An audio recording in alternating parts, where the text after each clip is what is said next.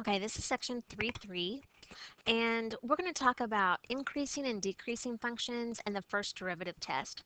So, first thing that we're going to talk about is I said that, well, so far we've been finding extremas or extreme values, which were our maxes and mins of a function, by using the derivative. And we found the derivative, set it equal to 0 and solve, and that's where our critical numbers are, along with where the derivative is undefined. So we're going to use that same process to not only find where I have a maximum min, but also where my function is increasing and decreasing. Okay, so the first thing we're going to do is we're going to go over these steps. And what I've done is I've just kind of made you some steps to go by when using the first derivative test. So it says to find a max and min on an open interval. That means we cannot include our endpoints. So we don't have any endpoints to check. We're going to find the derivative, set the derivative equal to 0 and solve, and also find where the derivative is undefined. So we haven't changed anything. We're still doing that. Um, the new part is steps 3, 4, and 5. After we find the derivative and set it equal to 0, we're going to use those values on a sign chart, kind of like we did when we were doing position, velocity, and acceleration. And we're going to have a maximum when the derivative goes from positive to negative. And we're going to have a minimum when the derivative goes from negative to positive. Okay, I'm going to show you what that looks like. We can also find out where that function is increasing and decreasing by looking at its derivative. It's going to be increasing where the derivative is positive, just like when we were looking at velocity. When velocity was positive, it was moving to the right. Well, this time when our derivative is positive, it's going to be increasing, our function is, and it's going to be decreasing when our derivative is negative or less than 0. So this whole process is called the first derivative test. Okay, so we're going to do several examples. So example 1 says find the critical points and find the function's extreme values. Identify the intervals on which f is increasing and decreasing. So the first thing we're going to do is we're going to find the derivative. So f prime of x equals 3x squared minus 12. I'm going to set that derivative equal to 0. And now I'm going to solve. So I get 12 equals 3x squared. Divide by 3. So x squared is equal to 4. So when I solve, I'm taking the square root, and my answer is going to be plus and minus 2. So don't forget that plus or minus, because if you do, you're going to end up forgetting one of your critical points. All right, so that's what we've been doing the last few days. So now here's what we're going to do. Since this is an open interval, it did not give me an interval to check, okay? I'm going to do my sign chart. So I'm going to label this sign chart. And on this sign chart will be my critical numbers that I just found. And we always put them in order from least to greatest. Okay? Now we're going to do this just like we did when we were doing velocity and acceleration. I'm going to choose a number to the left of -2. And when I do that, I'm plugging it into my derivative. Okay, and notice I labeled my sign chart. You need to label it because sometimes we'll be using the first derivative, sometimes we'll be using the second derivative. So if I choose a number and I plug a number like -10 in place of my x, I'm going to end up with a positive number. If I choose a number between -2 and 2, like 0, I plug 0 in, I'm going to get a negative number. And a number to the right of 2, like +10, I'm going to get a positive number. So we're going to use this sign chart to find out our maxes and mins and where our function is increasing and decreasing. So the first thing let's find our maximums. Okay, if you look back at your notes, it says I have a maximum when my derivative goes from positive to negative. All right, so here's my derivative sign chart. Do you see here I go from positive to negative and then from negative to positive. So right here at -2, it goes from positive to negative. So I have a max, so f of x has a max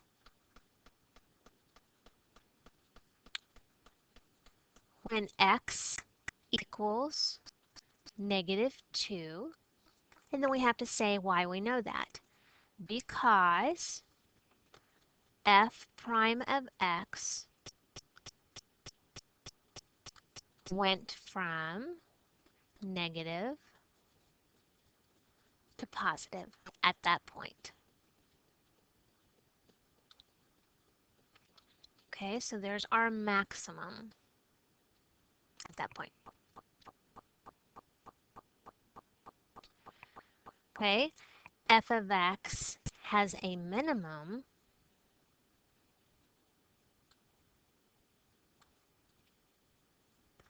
when x equals, now I have a minimum when my derivative goes from negative to positive. So I have a minimum when x equals 2 because f prime of x went from positive, I'm sorry, and I wrote this wrong. Okay, I have a maximum because f prime of x went from positive to negative. So I switched that around. So this right here needs to be changed. So I have a max because it went from positive to negative. And then I have a min because f prime went from negative to positive. Okay. Now, I also need to say when my function is increasing and decreasing. Okay, so here's one answer, here's one answer, here's my next answer. F of x is increasing. Now, when I talk about increasing, I'm going to list it in intervals. So f of x is increasing where my derivative is positive. So here's how I would list that. F of x is increasing from negative infinity to -2. Okay, so from negative infinity to -2 and from 2 to infinity because it's also positive here. Because f prime of x is positive or greater than 0 on those intervals.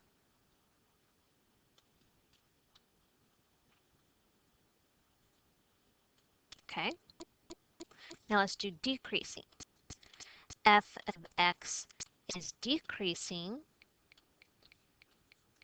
where my derivative is negative, so between -2 and 2. And when we list these intervals, we're always going to use parentheses and not brackets. So f of x is decreasing from -2 to 2 because f prime of x is negative or less than 0 on that interval.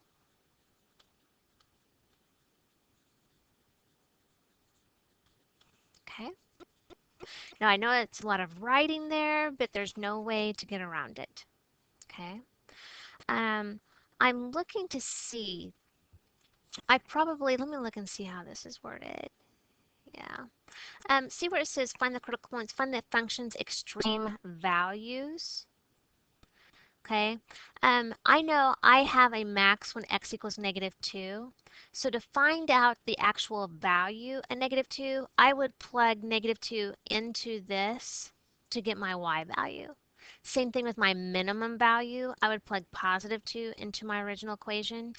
I don't know that in your homework they're asking you to do that.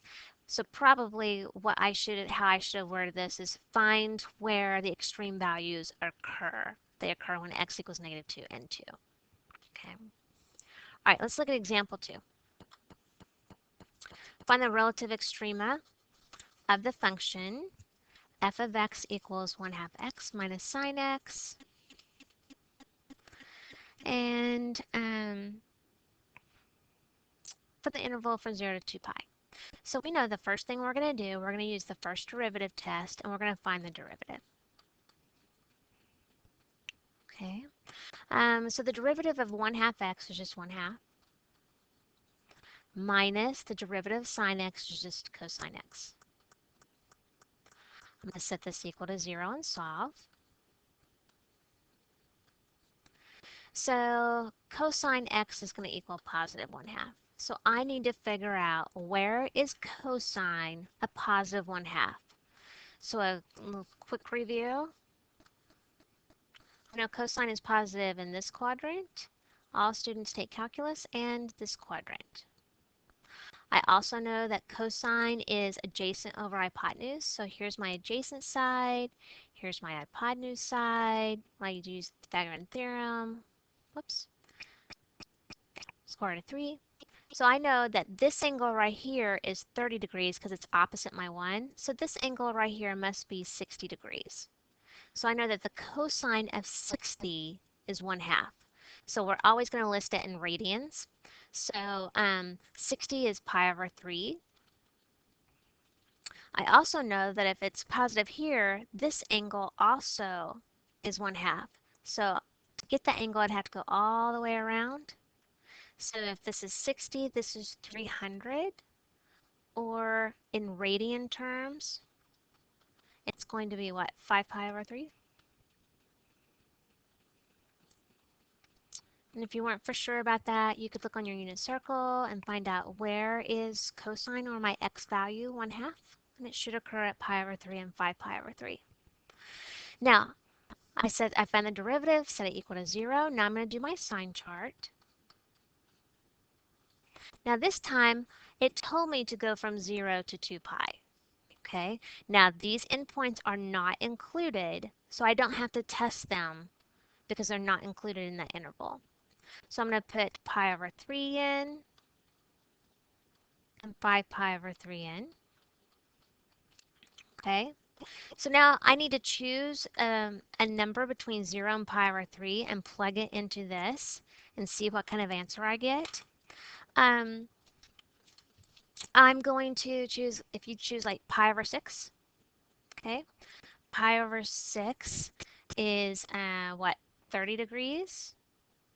So cosine, that's going to be 1/2 minus cosine of 30 is square root of 3 over 2. So we just need to figure out if that's positive or negative, and that should be a negative. When I choose a number between pi over 3 and 5 pi over 3, like 4 pi over 3 or pi, and plug it into this, 1/2 minus pi, cosine of pi, I should get a positive answer. And if you're not sure, you can plug this into your calculator and enter in these test values. And then a number between 5 pi over 3 and 2 pi, when I plug it in, I'm going to get a negative. All right, so we're going to write where these extrema occur.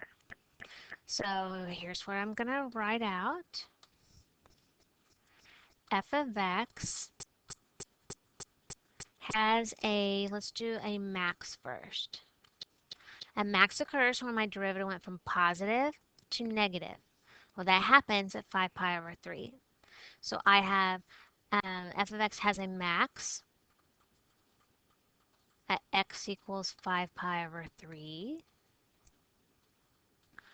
because f prime of x went from positive to negative at that point. F of x has a min at, a minimum occurs when my derivative goes from negative to positive. So x equals pi over 3 because my derivative went from negative to positive at that point.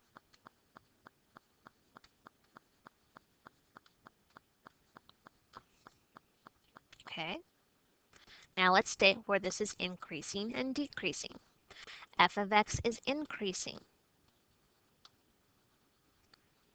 It's going to be increasing when my derivative is positive. So it's positive from pi over 3 to 5 pi over 3. And I know that because f prime of x is greater than 0 or positive on that interval,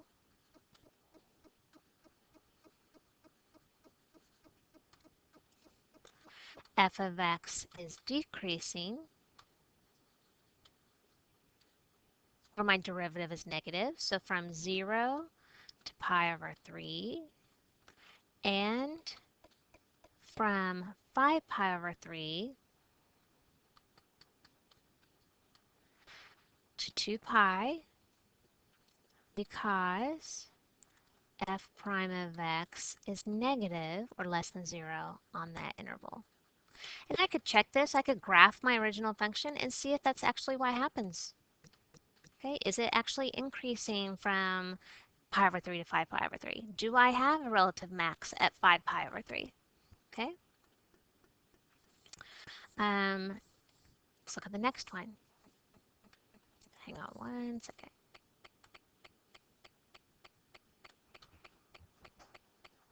Okay, example of 3, find the relative extrema.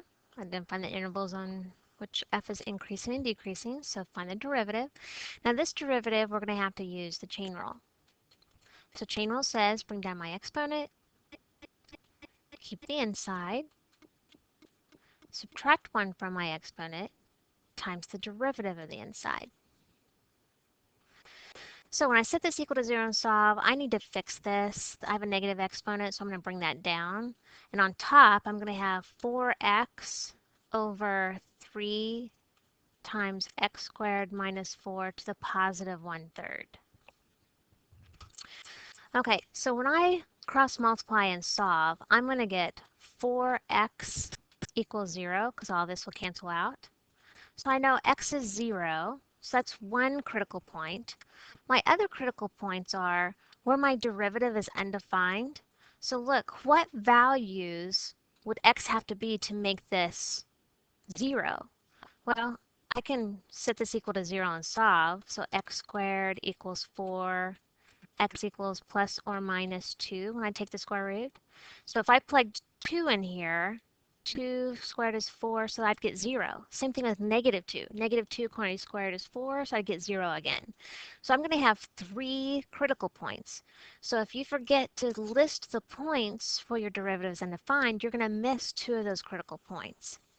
All right, so let's put those critical points on a sign chart. I'll put it over here.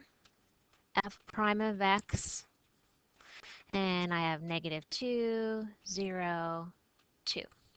They didn't give me any interval, so I can go from negative infinity to positive infinity.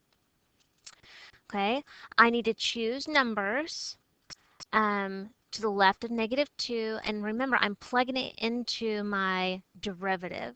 So the derivative equation that I'm going to use, it doesn't matter, I could use this one or this one, is this 4x, this right here. Okay, and some of these can kind of be a pain to figure out what kind of answer you would actually get. So, you know, sometimes if you want to use your calculator and plug them in, that's fine. I'm not going to actually take the time to show my work when plugging these in, but if you have any questions on how I get the actual sign of the number, you can ask me and we'll go over it in class. So when I plug in a number to the left of negative 2, like negative 10, okay, I'm going to get a negative number. All right, it's going to be because this is negative right here. If I choose a number between negative 2 and 0, like negative 1, and when I plug it in, I'm going to get a positive number. If I choose a number like 1 and plug it in, I'm going to get a negative answer. When I choose a number to the right of 2, like positive 10, I'm going to get a positive answer. Remember, you're plugging those into the derivative. Okay, so now let's write down our max and our mins. Okay, f of x has a max when, remember it happens when I have a maximum when I go from positive to negative. So positive to negative happens right here. So when x is 0. Because f prime of x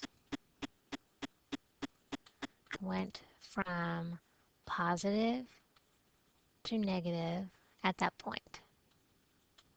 If you didn't write the words at that point, you wouldn't lose any points for it, but I always put it.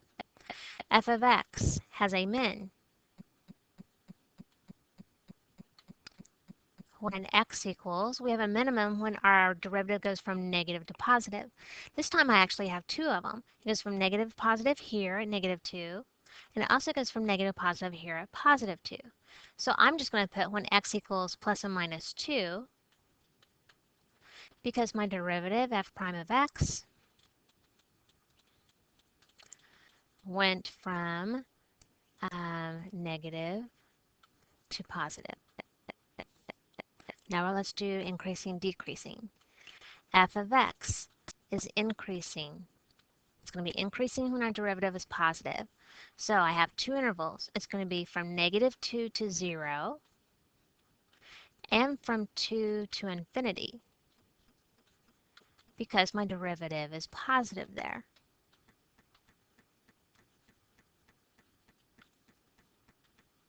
Okay. Now let's list where it's decreasing. F of x is decreasing where my derivative is negative. So that's negative infinity to negative 2 and from 0 to 2 because my derivative is less than 0 or negative on those intervals. Remember, all this that we're doing is called the first derivative test. Okay, two more examples and then we're done. Find the relative extrema of f of x equals x to the fourth plus 1 over x squared. Okay, so on this one, you can use the quotient rule to find the derivative. I'm going to rewrite this as x to the fourth over x squared plus 1 over x squared. So that would actually simplify down to x squared plus, and then I'm going to rewrite that as x to the minus 2. And I'm going to find the derivative of that just because it's easier. You can use the quotient rule, it's just going to be more steps. So the derivative of x squared would be 2x. The derivative of this would be minus 2x to the negative 3. I'm going to set that equal to 0. And then I'm going to fix this negative exponent. Okay, so to solve for that, you can do it lots of different ways. I'm going to multiply everything by x to the third.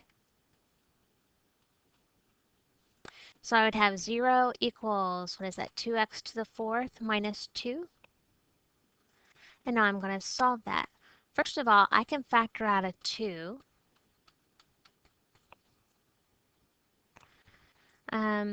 Do you see that this is actually the difference of squares? I can do that. I can factor it as x squared minus 1, x squared plus 1. Set each of those factors equal to 0 and solve. So 2 equals 0, that's not going to do anything. X squared minus 1 equals 0, and x squared plus 1 equals 0. So on this one, x squared equals 1, or x would equal plus and minus 1 when I take the square root. Over here, do you see that when I take the square root, I'm going to get an imaginary number because I can't take the square root of a negative? So I know I have critical points at plus and minus 1. I also have one more critical point because my derivative is undefined right here. Do you see if x cannot equal 0? So I have another critical point of x equals 0. So on my sign chart, I'm going to have those three numbers. F prime of x, I'm going to have negative 1, 0, and 1. Okay, now when I plug these numbers in, I can plug it either into this equation or this equation. As long as it's the derivative, it doesn't matter. So when I plug in a number to the left of negative 1 into this right here, I'm going to get a negative.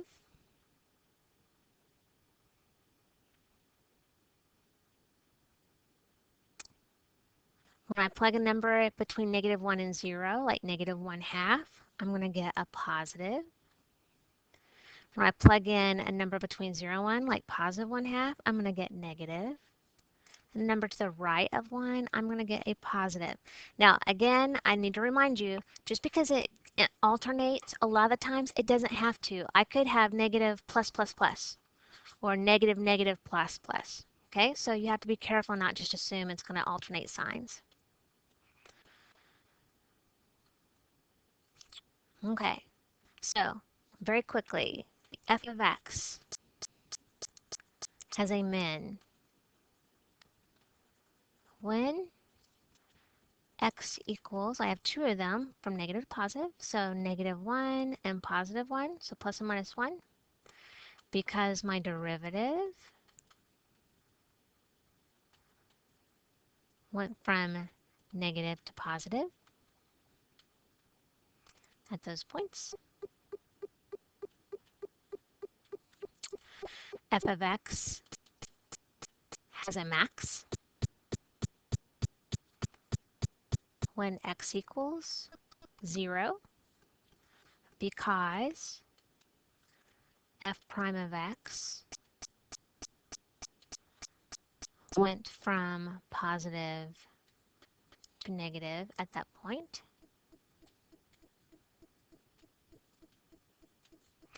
F of x is increasing from negative 1 to 0 and from 1 to infinity because f prime of x is positive on those intervals.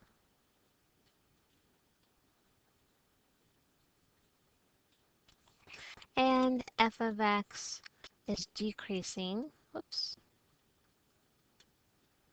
from negative infinity to negative 1 and from 0 to 1 because f prime of x is less than 0 or negative on those intervals.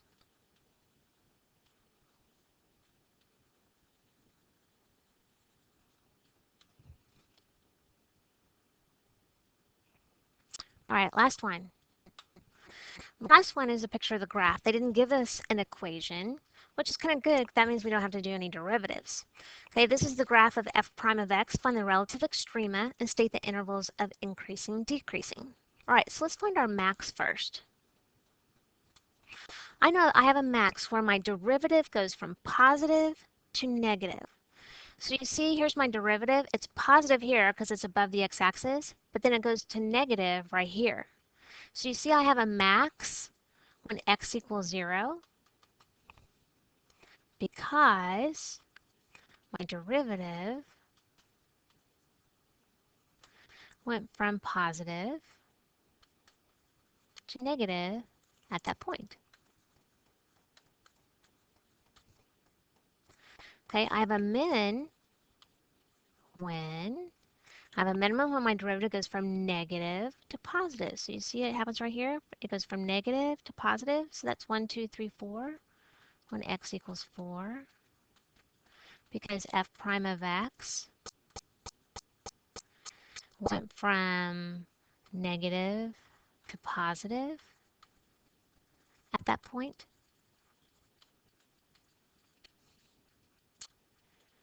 Okay. F of x is increasing.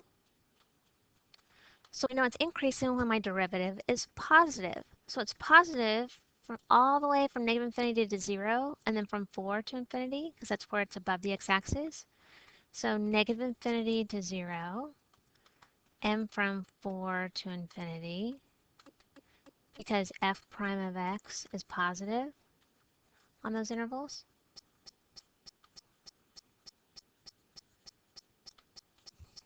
And then f of x is decreasing where my derivative is negative. So my derivative is below the x-axis from 0 to 4 because f prime of x is less than 0 on that interval. So I like the ones that give us a graph because I don't have to do a lot of derivatives and solving for x. Okay? All right, you need to have this. I'll be checking your notes on this on Monday, and then I'll tell you what the assignment is.